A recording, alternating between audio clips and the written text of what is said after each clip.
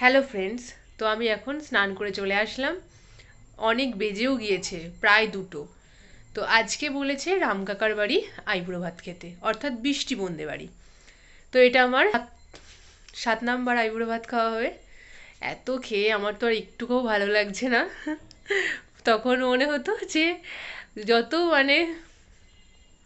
হয় তত ভালো, আর এখন মনে হচ্ছে যে কবে খাওয়া শেষ হবে। তো এখন রেডি হয়ে যাক একটু, তারপর চলো।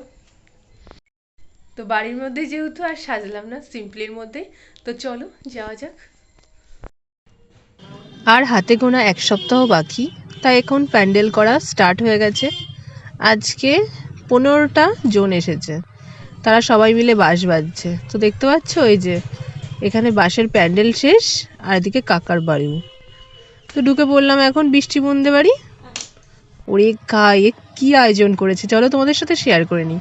বেগুন ভাজা, ছিম ভাজা, কলা ভাজা, পটল ভাজা, আলু ভাজা, পালং শাক, ডাল, ফুলকপি রসা, কাতলা মাছ, চিকেন, মাটন, চাটনি, দই, আর আছে এখানে পাঁপড়, মিষ্টি 5 রকম, আর এখানে নানান ধরনের স্ন্যাক্স, আর আছে স্যালাড।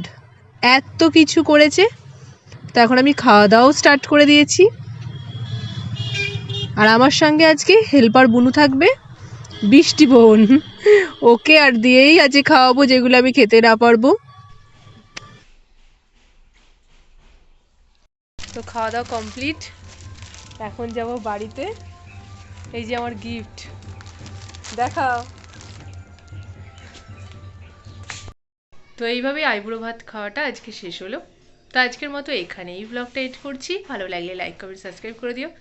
Tata, bye bye.